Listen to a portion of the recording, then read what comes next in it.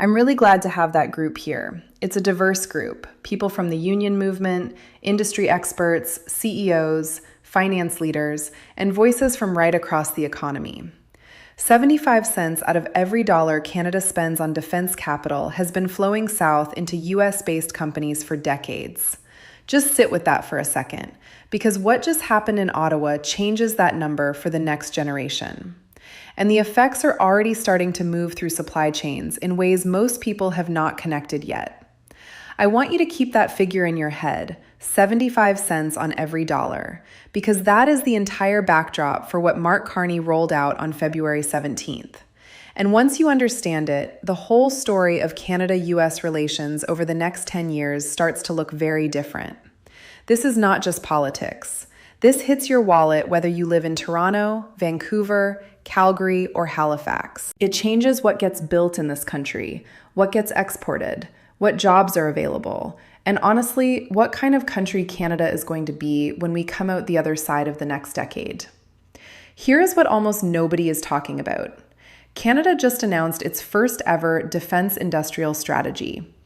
More than $500 billion in total commitments, $180 billion in direct defense procurement over 10 years, $290 billion in defense-related infrastructure, and another $125 billion in projected downstream economic benefits. That is the headline. But the headline is not really the story. The real story is the framework. Build, partner, buy. I had to read that phrase twice. Build first here in Canada. Partner with trusted allies, Europe, the United Kingdom, the Indo-Pacific, in areas where Canada cannot build alone. And buy from abroad only after the first two options have been exhausted. That is a complete reversal of the way Canadian defense procurement has worked since the 1950s. For 70 years, the default was basically buy American first, then think about the rest later. Now the default is build Canadian, partner with allies, and only if those options do not work, then look south. And the target attached to that framework is the part that should be on every front page tomorrow. 70% of federal defense contracts going to Canadian firms within a decade. Right now, that number is around 30%. So what we are talking about is more than doubling the share of defense spending that actually stays inside this country. That is not a small adjustment. That is a structural rewiring.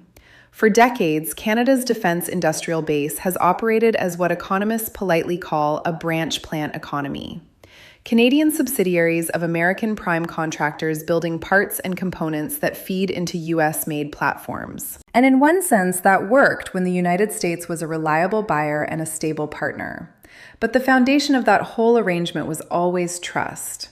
When your entire industrial strategy is built on the assumption that your biggest customer is also your most predictable ally, then every shift in Washington becomes a shift on your factory floor. The current trade environment has exposed the cost of that dependency in real time. And what Carney announced is not just a reaction. It is a long-planned response to a vulnerability that has been visible for years. The United States accounts for roughly 72% of Canadian merchandise exports. When one country controls that much of your economic output, every executive order, every tariff, every change in tone becomes domestic policy, whether you wanted it to or not. That is the structural problem this strategy is trying to solve. Now, the new Defense Investment Agency, the DIA, is the tool built to carry this out. Carney launched it on October 2nd, 2025, before the strategy itself was even unveiled. It brings procurement under one roof, instead of leaving it scattered across multiple departments. It is meant to cut red tape, speed up domestic production, and make the system move faster. And the CEO is Doug Guzman, a former senior banker. That is not random. Carney is putting financial discipline right at the center of defense spending, which has historically been one of the places where Canadian budgets go to disappear with very little to show for it. But before I get into how this is already moving markets and why American defense contractors are quietly getting nervous, you need to understand the second layer. Because what Carney announced is not just a domestic procurement shift. It is the visible part of a much larger trade reorientation that has been quietly building for more than a year. And that is where this story starts getting genuinely uncomfortable for Washington. Where we left off, Canada had just changed the way it buys defense. A 70% Canadian first target, more than $500 billion on the table, a new agency created to actually carry it out. Now here is the part that caught me off guard. When Carney stood at the CAE facility in Montreal on February 17th and announced this, he framed it with a line that I think a lot of people just skipped past.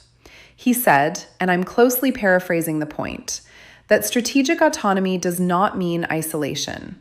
It means being strong enough to be a partner of choice, not a dependent.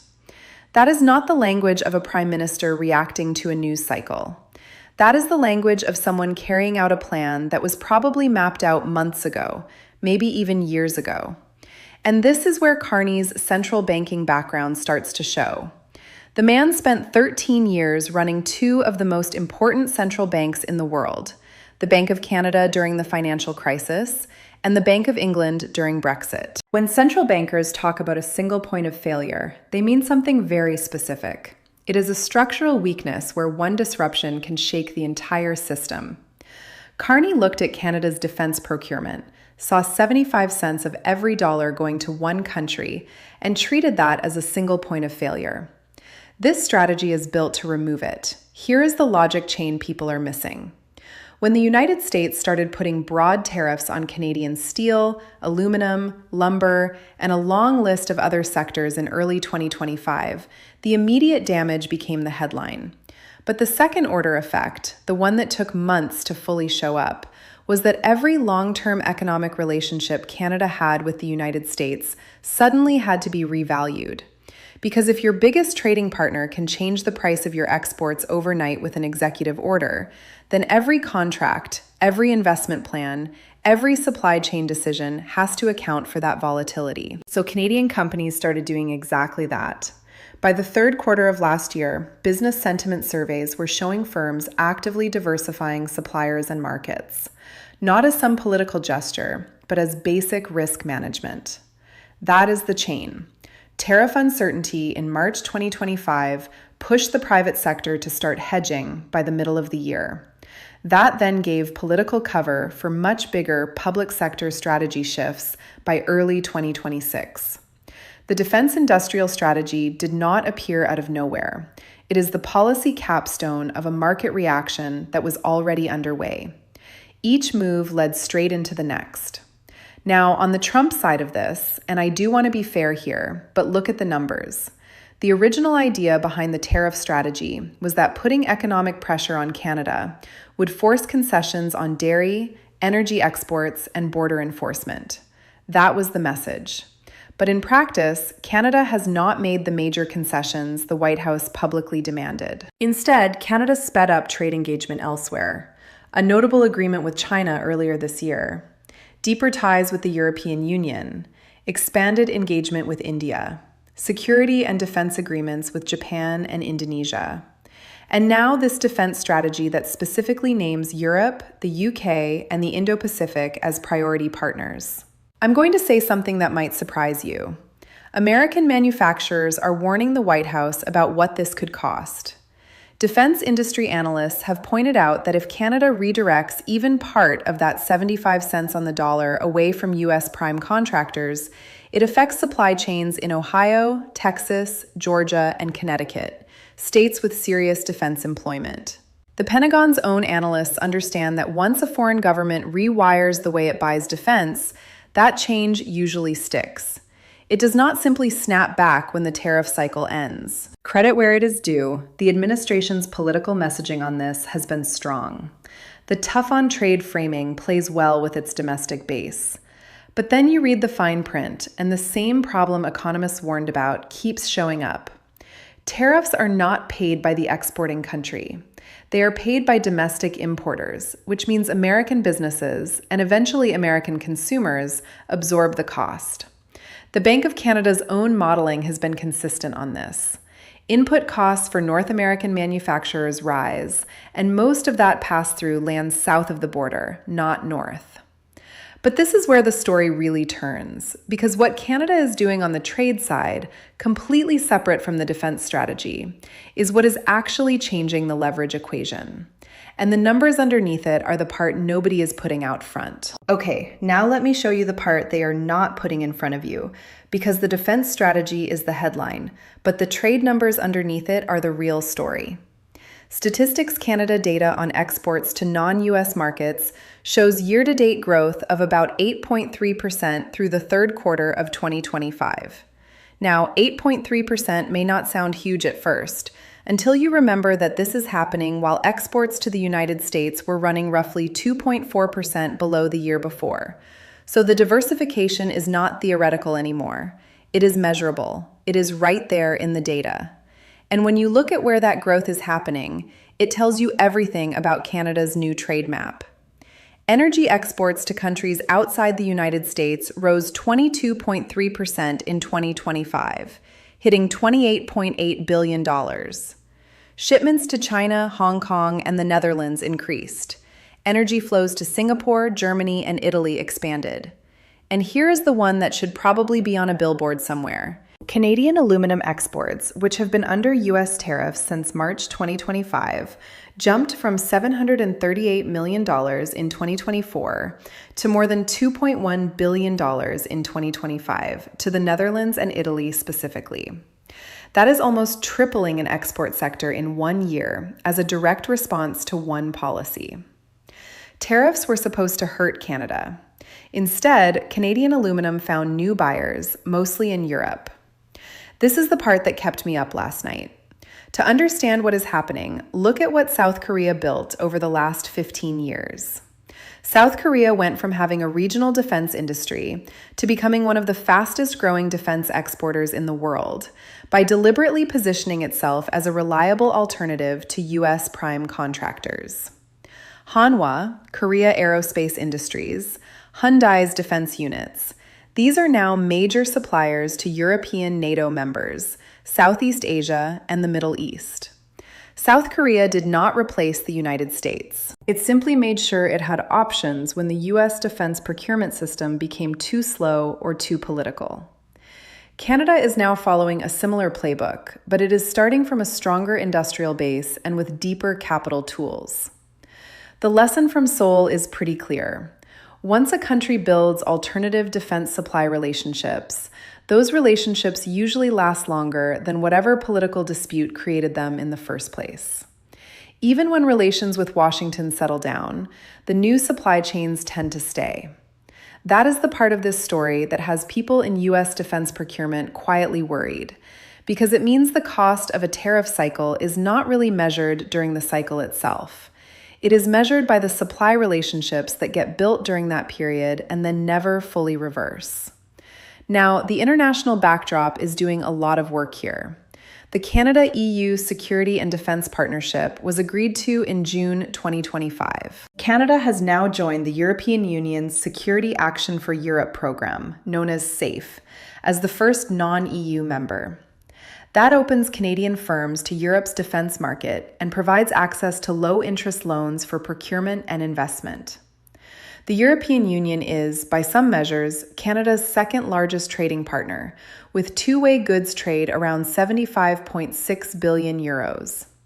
Canada also already has CETA, the Comprehensive Economic and Trade Agreement, in force, removing tariffs on roughly 98% of products. So most of the infrastructure for a major trade pivot was already there. Carney did not have to build it from scratch. He just had to use it. Now, to be fair, there is a counter-argument here that deserves to be heard. Critics in Canada have pointed out that the European market is smaller and grows more slowly than the US or Asia-Pacific markets. Some economists argue that leaning too heavily on Europe is a strategic mismatch because Canadian exports like energy, agricultural commodities, and lumber face stronger demand in Asia than in Europe. That is a real point, and it is worth noting that Canada's recent agreement with China is partly an acknowledgement of exactly that. It is a hedge against relying too much on European demand. The diversification strategy is not moving in one direction. It is a portfolio. But here is the part that turns this from a trade story into a turning point. What comes next changes how you read everything I just laid out, because the timing of all of this connects to one specific date on the calendar that nobody is talking about loudly enough. And that date is the entire reason this strategy was unveiled when it was.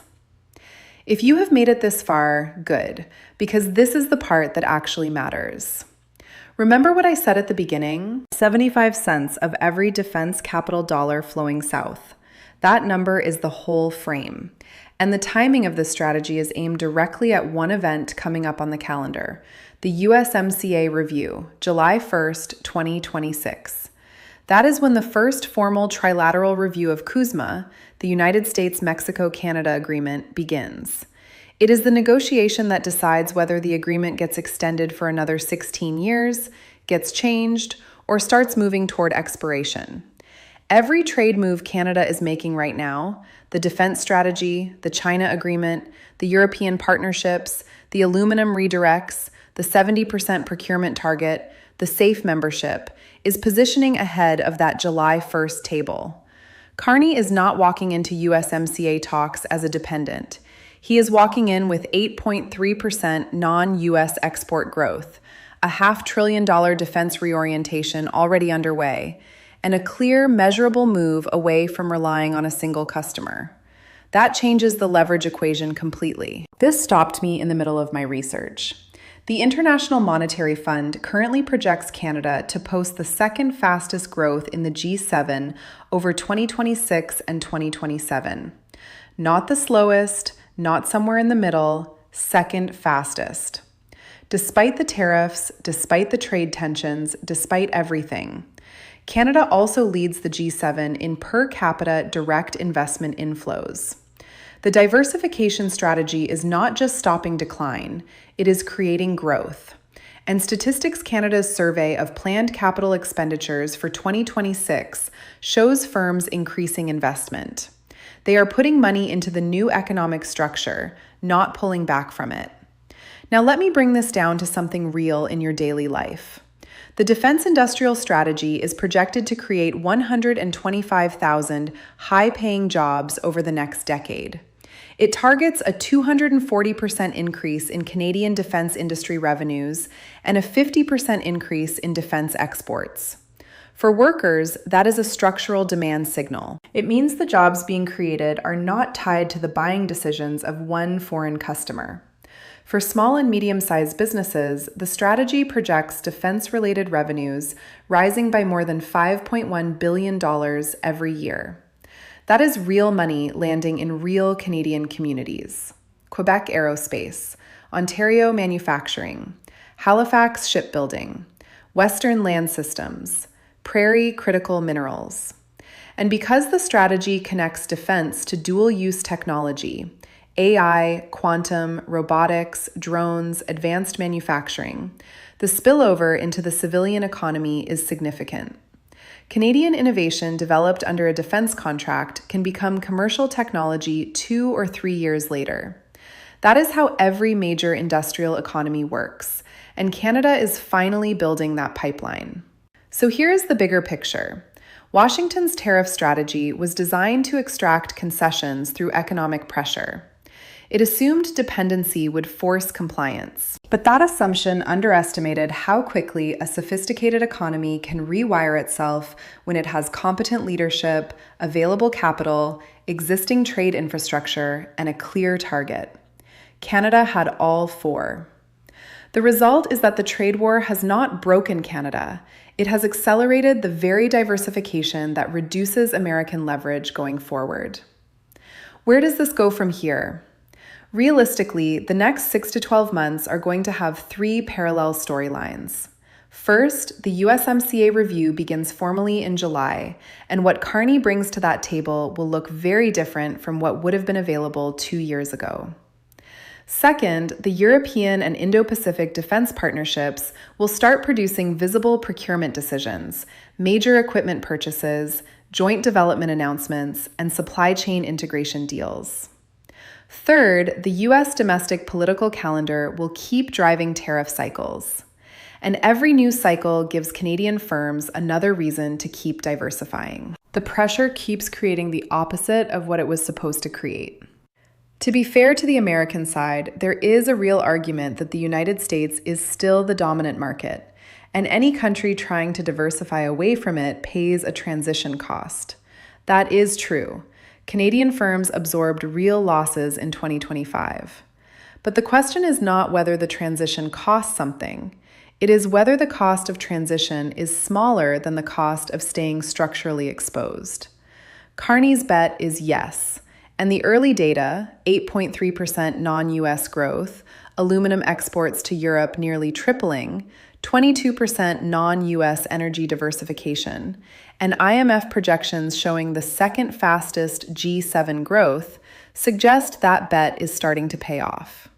So here is my question to you, and I genuinely want to know. 10 years from now, when we look back at this period, will February 17th, 2026 be remembered as the day Canada started building real economic sovereignty? Or will it just be a footnote in a much bigger story we cannot fully see yet? Either way, that 75-cent number is going to look very different by the time we get there.